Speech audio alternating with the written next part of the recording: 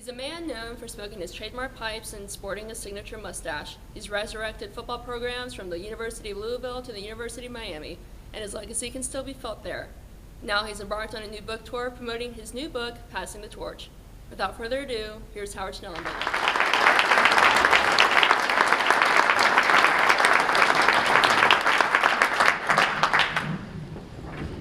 My cup runs over. All coaches would love to have a standing ovation at any time. And after these 55 years of coaching and the retirement and all those things that have happened to us here in the last several months, it's just delightful to be in this situation. But as I look out over this group, it reminds me so very much of some 10 years ago when I came up here and spoke to you. And I was talking to you at that time about starting this new program at Florida Atlantic University. And I don't think anybody could really understand what I was talking about, starting a new football team, because it almost never has been done.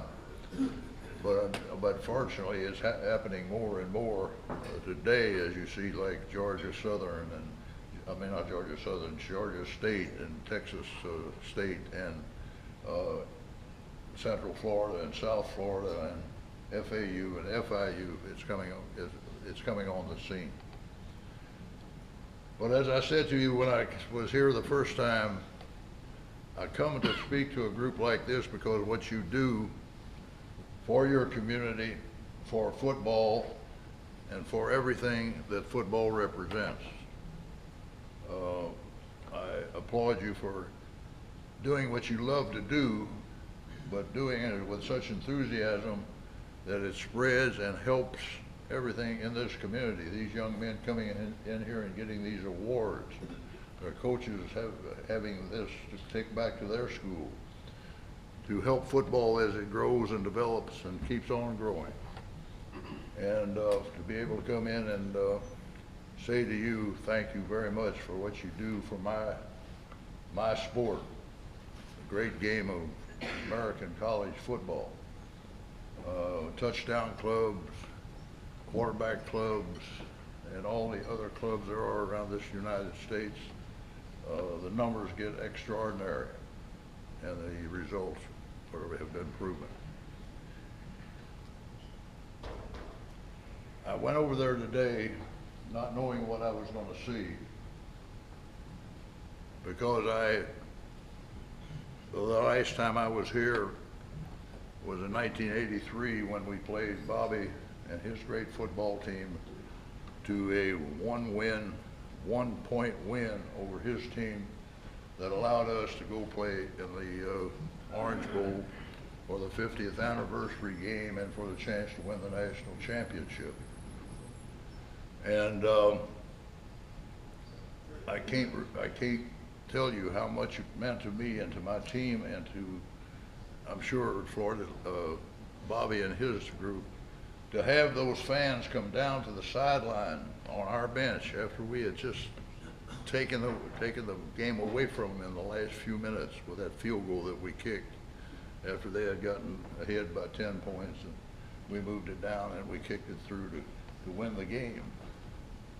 And as we came off the field, a bunch of people came down out of the stands to meet my team, who had just beaten the Seminoles, and they wanted congratulating us on winning the game. And that touched me very much, and I've spoken about it so much before.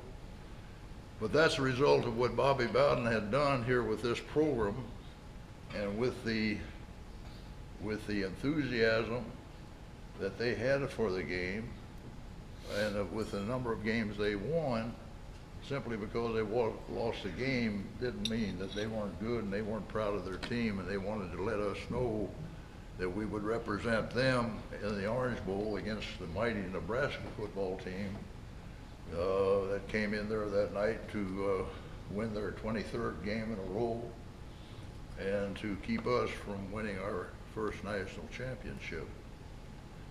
And they were rewarded because a team from Florida, who they had battled for years with a great competition, would represent them like they did all of Florida to win that game to bring the national championship to the state of Florida for the first time ever at the collegiate level.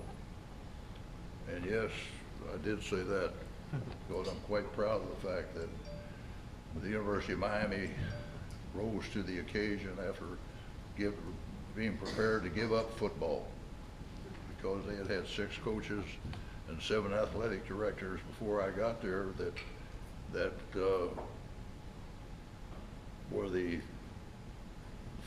victims, or were the loss of those coaches was the reputation of being a graveyard for coaches and athletic directors.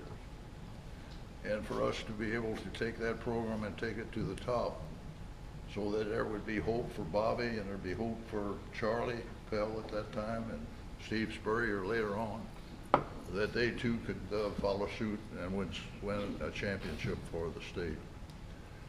And that was brought home to me as I came back and looked at what they've accomplished from a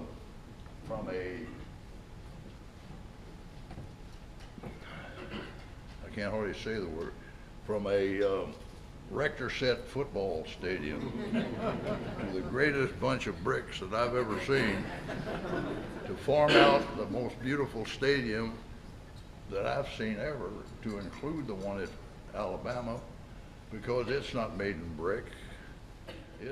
It doesn't look like it was put together piece by piece over the years. This one looks like Bobby and his people orchestrated this thing to be a majestic, beautiful amphitheater for the great game of American football. And it is absolutely, comparison to the other major schools across the country, is right there with it, if not surpassing it. And Bobby probably is where Bobby's success was probably the emphasis that allowed me to continue to move forward when it got so very tough there in those first years down there. Because Bobby came into a situation that was unknown.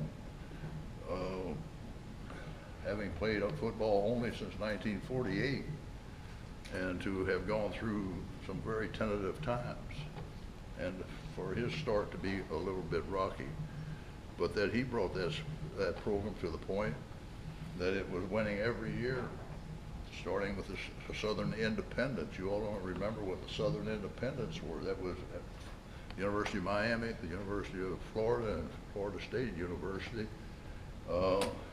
We were independents, the only independent schools in the state of Florida. We didn't belong to a conference, and we couldn't get a championship out of anything. We won the first state of Southern Conference championship when we beat Florida and Florida State, and I went out and had my people go out and buy a flag, or we made a flag and put it for state championship, and had it really made a beautiful flag, and we put it on our flag staff and put it out in the front of the Heck Center, and claimed that we were the winners of the state, the Southern Independence Championship.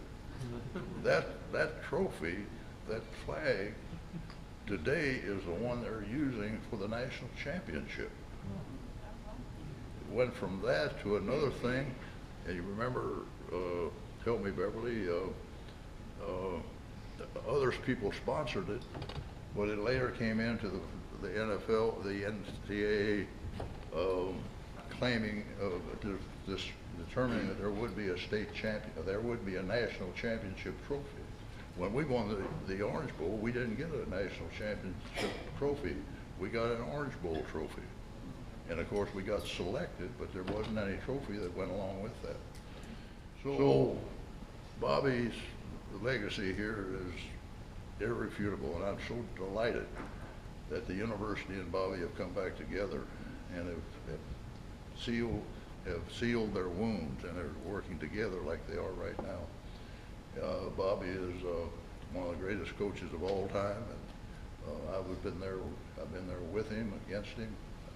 I've recruited against him, and he's given us a great product.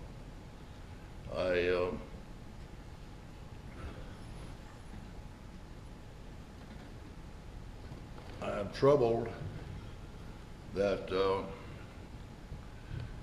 coaches like Bobby and a lot of the other great coaches that we have today are having problems with our young men, and they don't have quite the control that they've had over the years, where they could control their destiny, they could control their players, they could do a lot of things that right now are being taken away from them. And I'm so concerned that it's going to continue to get worse. What we need again is a group of coaches that are allowed to say how many times we're going to practice, what equipment we're going to use, not be directed by people that don't really have a background in football, and to continue this great growth we have in the game of American football.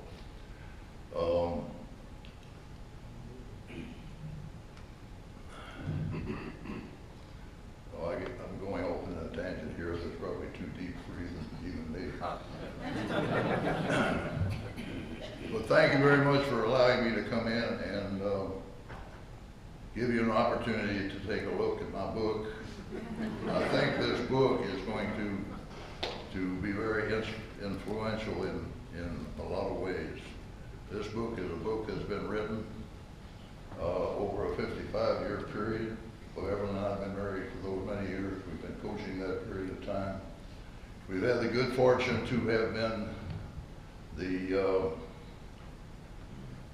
student of 5 coaches that were the greatest coaches of our era: Paul Bryant, Don Shula, Bland Collier of Kentucky fame and Cleveland Brown fame, George Allen, the Rams coach that was made a embassy of the President of the United States for the health of our football program, of our men. And to be able to have learned from them the things that it takes to win football games. Paul Bryant went to Alabama. He took on a team that hadn't had a winning season in 3 years, and in 4 years he took them to the national championship. Over a 5-year period of time, he won 3 national championships and lost 2 of them by 1 game. Don Shula started coaching the Miami Dolphins in 1970, and the 3 years prior to that, they hadn't won more than 2 games in any 1 year. And in 3 short years, he won the Super Bowl 7 undefeated season. And of course, as I said, Don Shula, Bland Collier, and George Allen from the Rams, all champions coaches. I was able to gain from them the theory and the motivation and all the things necessary to make a great football team, and was able to take that and to pass the torch to those players that I had, and gives me great feeling that this book will be able to be used by the players, by the folks that come to football games, and to really make something positive happen. So with that, I'll turn it over back to here. Beverly and I and Hayden will be here. The way we do this is we go over to the stand over here. Coach, will you take some questions? Oh yeah. We normally take quite a few questions. All right, I probably talked too long anyway, but okay. Let's get some questions. Yes, sir. Coach, years ago, I think it was in your early years at the University of Miami, you were playing down in Gainesville and you were leading 28. The playoff system. lay back, take your time. I have to go on for hours about the playoff system. The playoff system is good. It should be a playoff system. It should be a 4-game playoff system for now. Then there should be a 6-game playoff system, and then there should be a 10, and then finally a 16. I really think it would be great to have, just like the basketball teams do with 48. And you say, oh, you can't do that. You can't do that right behind. They do it in basketball. 40, you know how many teams we have playing in bowl games now? Thank you all. Please, everyone, a round of applause for Coach Schnellenberger. Coach, don't sit down. I got a little gift for you.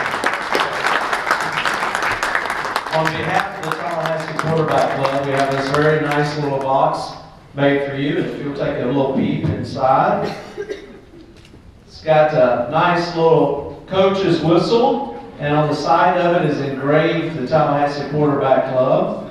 You might not be on the sidelines, but whenever you need Miss Beverly to come to your chair, just blow that whistle. She'll get there, I'm sure. Everybody, thank you. Coach, thank you very much for being here.